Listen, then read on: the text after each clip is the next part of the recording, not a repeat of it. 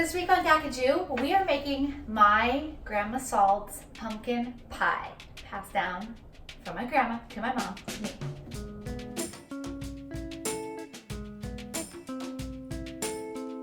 I was like, but Julie, is it more special? Like, what makes it special as a pumpkin pie? Because to me, I associate pumpkin pie with like the recipe on the back of the can. I'm not hating on those.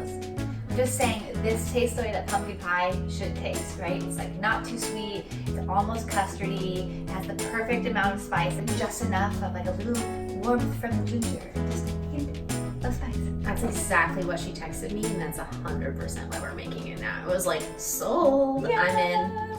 First things first, cracking 2 eggs, adding in our 3/4 cup of sugar into our bowl, and then we are just going to whisk until they are nice and fluffy.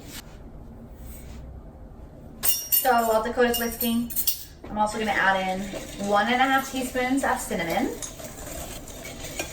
Oh yeah. 1 teaspoon of ground ginger.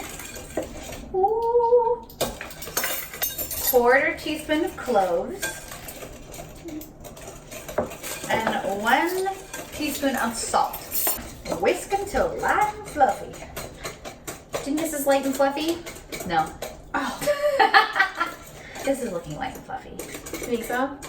So this is smooth. It is like whipped together, completely combined. We've added a little bit of air in. And now we're gonna add in our pumpkin. Yeah. So it's it's a can and a half of pumpkin puree, and it goes to note that this is just plain pumpkin. There's nothing else in it.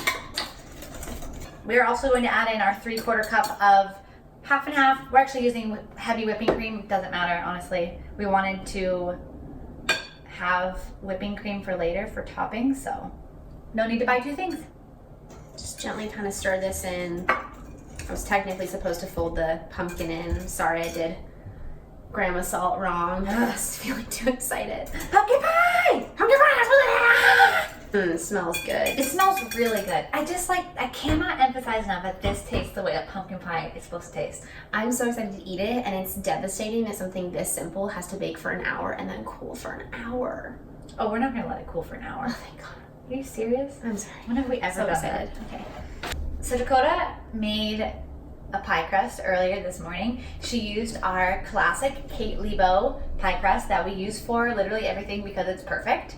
All we're gonna do is we're gonna just pour our beautiful mixture into our beautiful pie. We're just doing like a simple wash on the outside on the crust.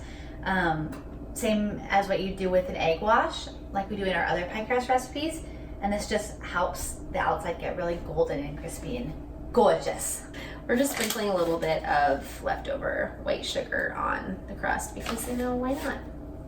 If you remember, we said our oven was preheating to 400 degrees. When you put it in the oven, you immediately reduce the temperature to 350. So that just makes the oven really hot, and then it lowers down to its normal baking temp. That's some really intense Grandma Salt pie strategy. You know? She knew what she was doing. She did. She did not mess around with pumpkin pie.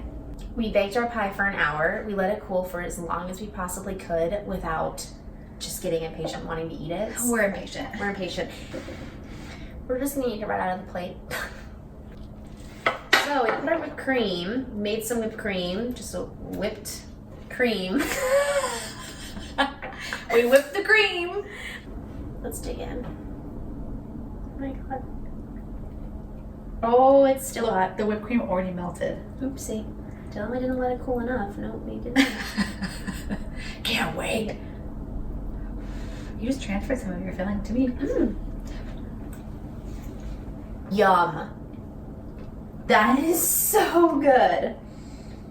Not too sweet. Not too sweet at all. Like, it actually, the salt hit me first. Even though we didn't let it cool long enough, and so we couldn't get a clean slice out of it, which is why we're eating it out of the pan. It's so good warm. It's so good warm. It's so comforting. I just want to curl up on my couch with this thing. You could do that. Probably will. So good. Impress your friends. Impress your family. Impress Grandma Salt. Do her justice. Yeah.